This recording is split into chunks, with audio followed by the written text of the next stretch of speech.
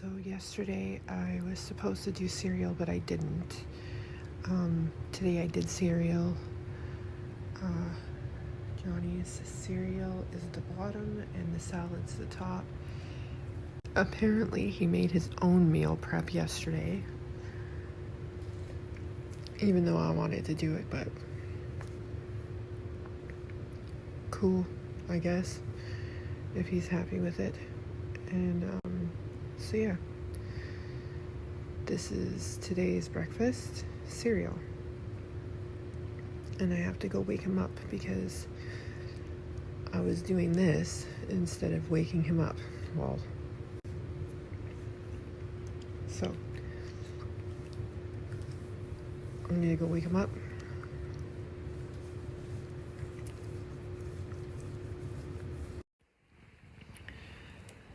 So I'm just sitting in here now, getting ready for my nap.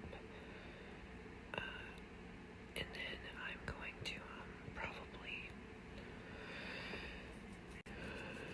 get up at a regular hour today. Yesterday they didn't come in and wake me up until like 10, which was strange. I don't think they were even up until that time themselves. But that's cool because we had enough time to rest, which is what we needed. I'm super glad that we can have days like yesterday. I know you guys can't see it that well, but that's my teacup. I was using it for coffee today because I wanted to have a fancy coffee day. So I know I mentioned something, I can't remember. Anyway, I wanted to let everyone know that I've been working on a dress. I'm making my own alterations to my new dress, and it's almost finished, and I can't wait to show it off to everybody once it's done. I'm excited about it. Hey. Okay, hold on. It's almost done. You can't see me, I'm sorry. However, I have something to say. So I did a small word study the other day, and I was going to post it yesterday. However, I never got around to it because I was sewing. It takes a lot of work to sew alterations onto a dress. Like, it took me 2 whole days to get the back of the alterations done, and now I'm adding extension to the dress so that it's longer because I don't really like how short it is. And then on top of that, I'm also going to be adding a flower that I got from another place. I'm adding So the word that I picked was help meet, because I wanted people to understand that the Bible doesn't like mince words or mix up words or confuse or contradict. So I did the word study on help meet, and what you're going to see is that help meet is literally translated from a masculine Hebrew word to meaning female helper. Yes, it is for females only. And I know I'm going to get a lot of hate from it. But you know what? Whatever, because I'm not going to hide the truth for other people's comfort.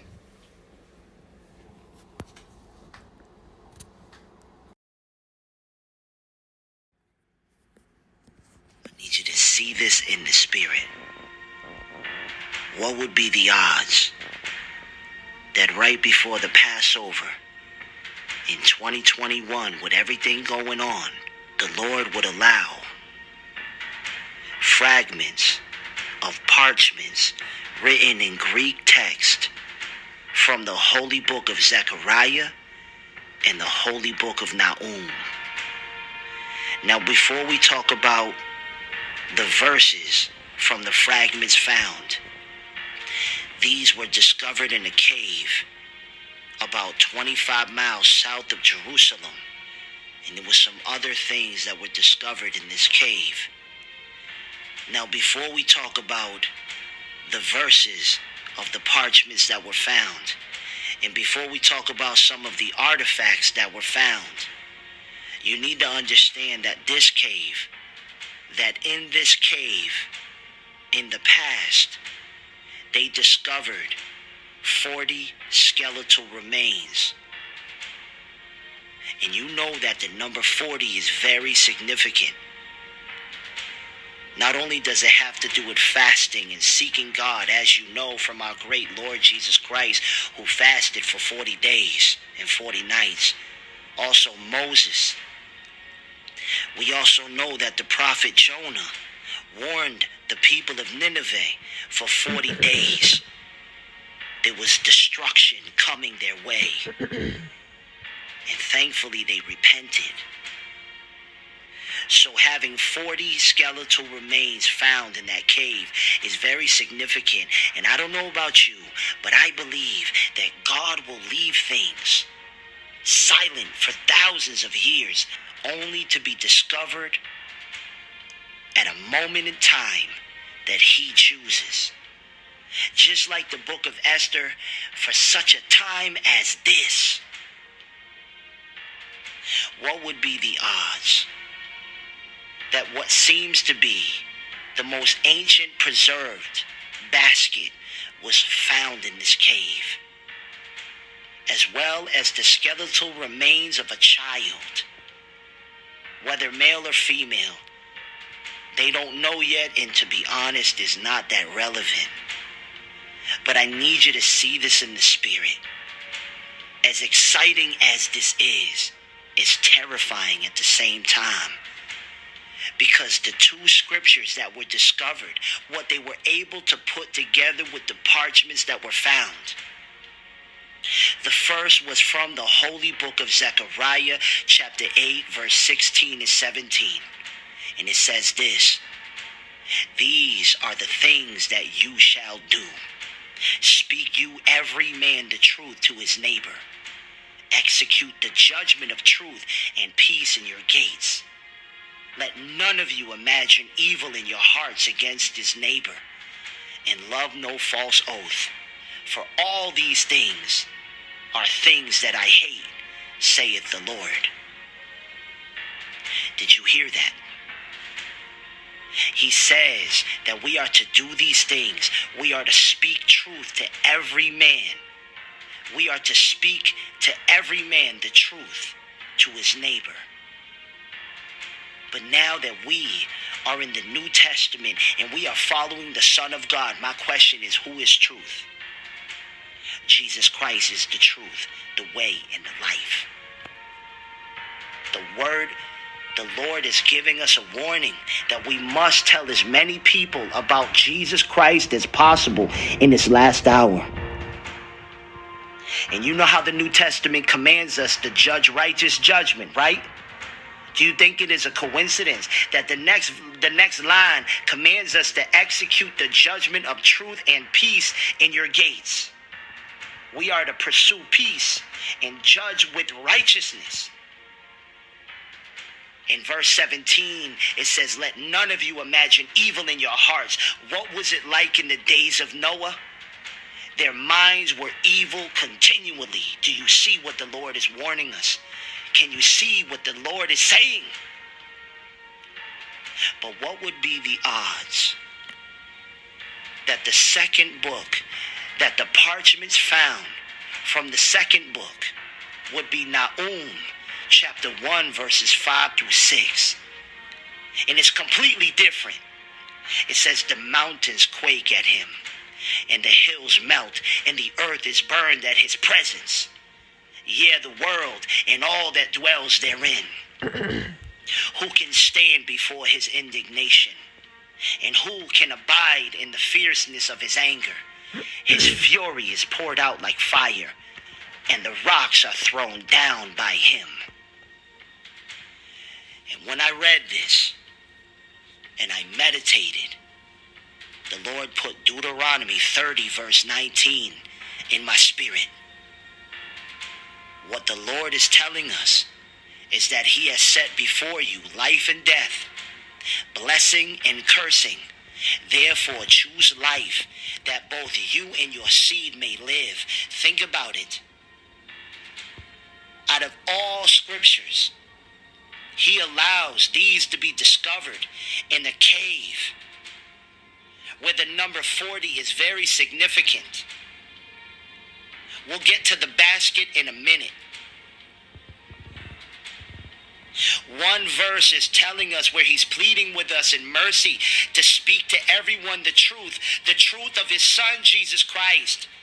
He is commanding us to execute judgment of truth and peace, to let none of us imagine evil in our hearts, to love no false oath, because these are things that the Lord hates. He is pleading with us to do what is right and put down the wickedness out of our hearts.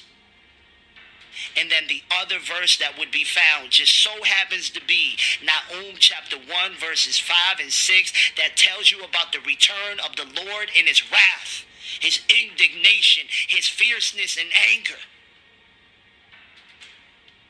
What will you choose? He's giving you a choice. Will you choose life or death, blessing or cursing? The Lord wants you to choose life. And out of all things, saints of God, this basket is so significant.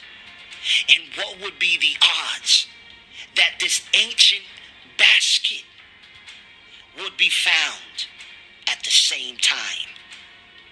And I looked up, I was just intrigued. I wanted to look up basket in the New Testament. And I only found it in 2 places, and please correct me if I'm wrong.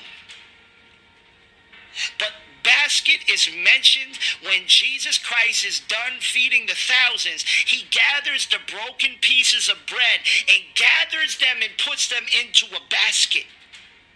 Can't you see that the Lord is telling us he's getting ready to gather his elect? He's getting ready to gather us. And the other place that I found the word basket just so happens to be when God was merciful to lower Paul down in a basket to avoid the wrath of the enemy. Can you not see what God is saying? That if you choose to do right, if you choose to speak truth to your neighbor, not just any type of truth, choose to speak about Jesus Christ and not be ashamed. And if you execute judgment of truth and peace in your gates, and cast down wicked imaginations out of your heart, that you cleave unto the Lord, he will gather you into his basket. He will lower you in a time of need that is coming. And he will lower you in his basket and count you worthy to escape the wrath that is coming. But God have mercy. If you harden your heart, Nahum chapter 1 verse 5 and 6 is stored up for you. The mountains quake at him. The hills melt. The earth is burned at his presence. Does not the Bible talk about they hid themselves in the clefts of the rocks against the wrath of the Lamb? Doesn't the Bible say they ran from the wrath of the Lamb? You have to make a choice. Saints of God, you have to choose this day. And then they find the skeletal remains of this small child. And immediately I couldn't help but to remember in 2 Chronicles 34, Josiah was only 8 years old when he began to reign. And he did that which was right in the sight of the Lord. He walked in the ways of David his father, and declined neither to the right hand nor to the left. And at 8 years old, he cast down the idols and the abominations. He stood against that which was an abomination to the Lord. And if you continue to read chapter 34, and if you continue to read in verse 8, it says, now in the 18th year of his reign, when he had purged the land and the house, he sent Shaphan, the son of Azaliah, and Maaseiah, the governor of the city, and Joah, the son of Joaz, and the recorder, to repair the house of the Lord his God. Are you hearing this? And if you continue to read down to verse 14, it says, and when they brought out the money that was brought into the house of the Lord, Hilkiah the priest found a book of the law of the Lord given by Moses. Are you hearing this? So because of what this young child Josiah did, he cast down the abominations. He stood against that which was against the Most High God. And he made an honorable and he made a willful commitment to repair and amend the Lord's house. They discovered the book. They found the book of the law given by Moses. Do you think it is a coincidence that these ancient parchments were found and written in Greek at that? And wouldn't it be that God would allow the Jew and the Gentile to come together, and that the New Testament would be written in Greek to spread faster on the face of the earth? Look at how serious this is. This is so significant. And so many have missed the hidden message that God has left waiting thousands of years to be discovered. It's not just about a basket being found and a little child being found. All of these things being found that actually speak something in the spirit. I have set before you life and death, blessing and cursing. Therefore choose life. Will you choose? Zechariah 8:16 and 17. Will you start to proclaim the truth to everybody? Will you stand against that which is evil? Will you judge righteously? Will you cast down evil out of your hearts? Or will you face the wrath that is warned in Nahum chapter 1, verse 5 and 6? The choice is yours. Josiah at a young age, because he honored the Lord and he fought against the abominations, they found the book. Did they not find these parchments in that cave? Will you be gathered and put into the Lord's basket? Will you be counted worthy to escape and be lowered in this spiritual basket? The choice is yours.